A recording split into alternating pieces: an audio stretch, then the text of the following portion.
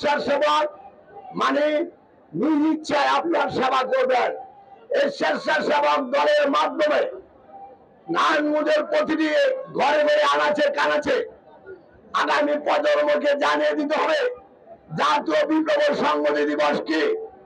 আজ থেকে 16 বছর পূর্বে যে শিশু জন্মগ্রহণ করেছেন সে 16 বছর বুঝতে এবং জানতে পারেনি জাতীয় বিপ্লব সংহতি দিবস কি। জাতীয় বিপ্লব সংহতি দিবসে কার আবির্ভাব হয়েছে?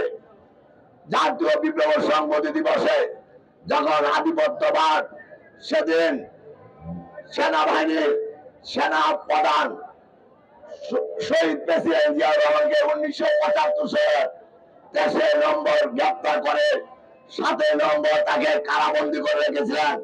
সেদিন দেশপ্রেমিক সৈনিক এবং জনতা ঐক্যবদ্ধ হয়ে ওই আধিপত্যবাদের কারা যুদ্ধ শহীদ জিয়াউর রহমানকে কারা মুক্ত করে রাজপথে তাকে সেদিন বাংলাদেশের শাসনভার তার কাঁধে তুলে দিয়েছিলেন।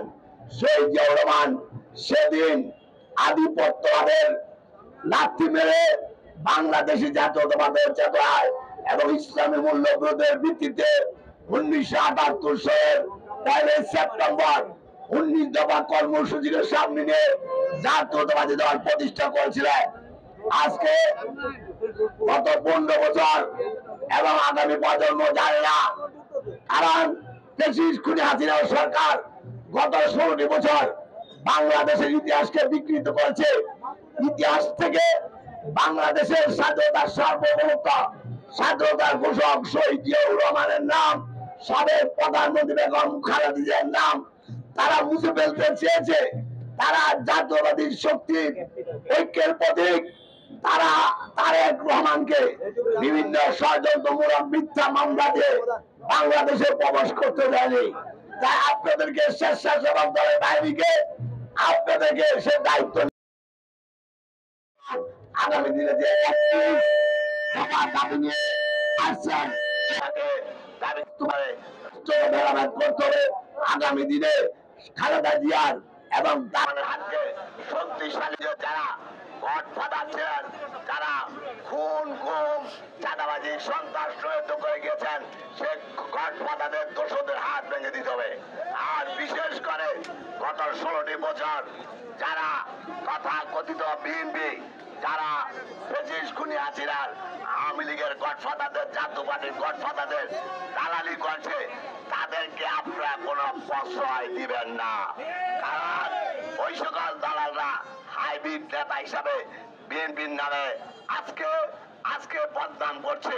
তাদেরকে চিহ্নিত করুন কারা দালাল ছিল, কারা বিএনপি থেকে অপকর্মকারী বহিষ্কৃত হয়েছে, দলের দুর্দিনের দায়িত্ব না করে বিএনপি থেকে পদত্যাগ করছে, তাদেরকে বিএনপিতে কোনো প্রশ্রয় দেওয়া হবে না।